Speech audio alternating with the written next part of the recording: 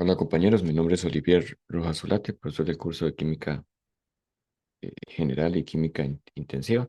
A continuación, la explicación del tema de sólidos y nuevos materiales. Entonces, muy bien. Em, los sólidos, pues realmente hay de forma general, se clasifican en sólidos cristalinos y sólidos amorfos. Vea que sin entrar todavía en texto, en lo que escribe cada uno, pues vea que a manera visual el sólido cristalino es más perfecto, las moléculas se ordenan muy perfectas. Mientras un sólido amorfo, la palabra amorfo significa que no tiene forma. Entonces, observen acá, no tiene una forma muy definida, muy exacta como el que tiene el cristalino. Entonces, agregando, ¿verdad? Un poco más de esto que estoy diciendo, todo sólido cristalino se ordena de manera estricta y regular. Sus átomos, moléculas o iones ocupan posiciones fijas. Vean que eh, estas bolitas pueden representar, dependiendo del sólido, ¿verdad? Pueden ser solo átomos, o solo moléculas, o solo iones, o alguna combinación de ellas. Em, Entre estos se encuentra el hielo, el cuarzo y el diamante, que son sólidos, este, que tiene un orden estricto.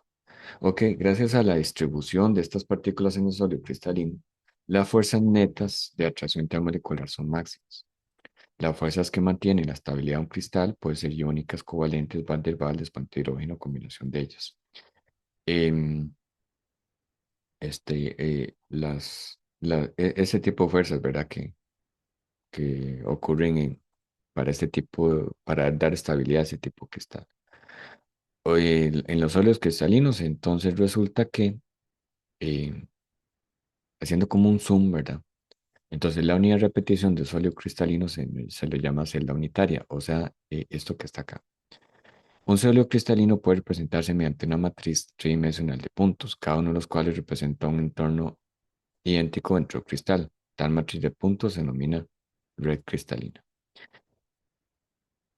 Entonces, vean, por ejemplo, aquí cómo se ordena eh, cada uno de estos pequeños puntos va siendo el átomo o molécula o ion perfectamente ordenado. Entonces, en ellos hay enlace. Entonces, celda unitaria es que la repetición, vea que tiene la pinta como un cubo de color celeste, por ejemplo. Entonces, ese cubo va siendo la celda unitaria.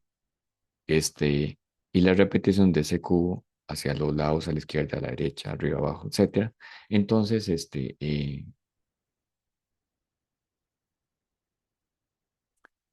hace la red cristalina. Y el punto de red va siendo el punto, era el átomo, molécula, avión, en donde va a estar esto en común. Este,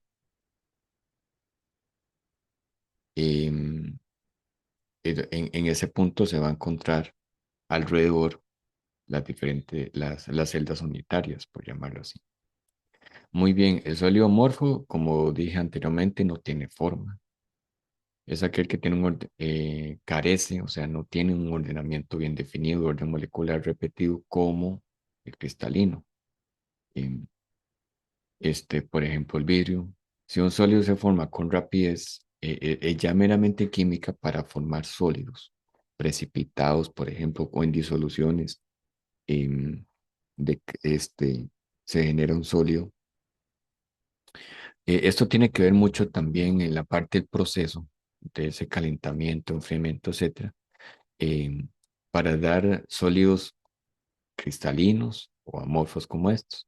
Entonces, si un sólido se forma con rapidez, por ejemplo, cuando un líquido se enfría muy rápido, sus átomos o moléculas no tienen tiempo de alinearse por sí mismos, este, y pueden quedar en posiciones distintas a las de un cristal ordenado, por ejemplo, así, y por tanto se forma un sólido amorfo. Los sólidos son más estables cuando están en forma cristalina, definitivamente. Muchos amorfos, como estos, son mezclas de moléculas que no se pudieron apilar bien. Apilar es lo mismo que no se pudieron ordenar bien, en forma de definido. Ok, Parte de las propiedades de los sólidos depende de la intensidad de las fuerzas intermoleculares y la simetría molecular. Este, entonces, depende de la intensidad de las fuerzas que actúan entre la molécula, fuerzas intermoleculares. Em, y lo de la simetría significa que depende de la capacidad de las moléculas para empacarse de forma eficiente en tres dimensiones. Entonces, por ejemplo, una sustancia sólida con fuerzas intermoleculares débiles, tendrá bajo punto de fusión, mientras que una sustancia sólida con fuerzas intermoleculares fuertes tendrá altos puntos de fusión. En este segundo punto me estoy concentrando en fuerzas intermoleculares, en esa dependencia de la propiedad del sólido con fuerzas intermoleculares. Dependencia, por ejemplo, en el punto de ebullición, entonces, como bien lo indica acá, en estas dos moléculas, este, en esta molécula, eh, aquí predomina eh, la molécula global es de dispersión del hondo. Hay una pequeña parte polar, pero la resto, cantidad de átomos de carbono de la parte no polar lo hace muy grande. Entonces esa partecita polar este, queda nada más ahí. eh, y la molécula global es una molécula no polar de dispersión del hondo. Entonces, en fin, la dispersión del hondo es una fuerza intermolecular débil. Entonces, por ende, su punto de fusión más bajo con, comparado acá en que resulta que en química orgánica, esto es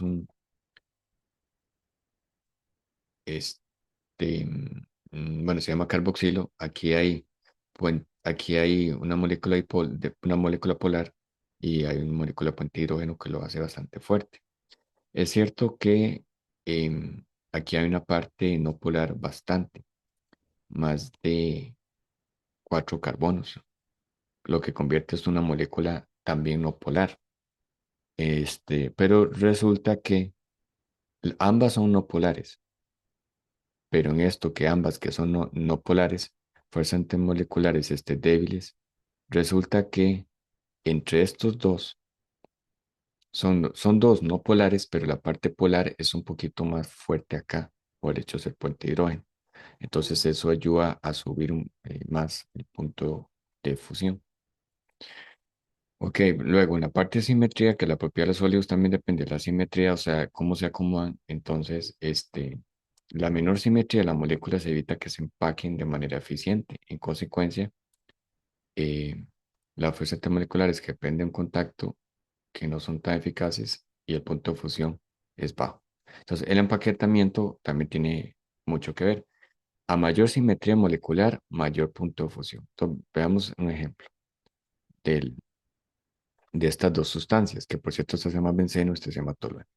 El benceno, aquí hay mayor simetría, se empaqueta muy bien, se acomoda mejor en estructuras repetidas, forma una estructura más compacta, entonces es simétrica y, y por ende tiene mayor punto de fusión. Mientras que el tolueno, vea que hay una rayita acá, el enlace, pues hay menor simetría, no se acomoda muy bien, no se empaqueta fuertemente, no es compacto, entonces hay menor simetría y por ende el punto de fusión es bajo. Ok, aquí es donde nos interesa mucho. Esto es a manera de introducción también que es importante de estudio, por supuesto. Tener claridad con esos aspectos de introducción. Pero además de eso, aquí viene los reconocimientos, los tipos de cristales que tenemos que tener presente, comparar entre ellos, este, identificarlos bien. Entonces, aquí voy a terminar este primer video para ya enfocarme a los tipos de cristales que eh, se evalúa mucho en los quizzes y en los exámenes.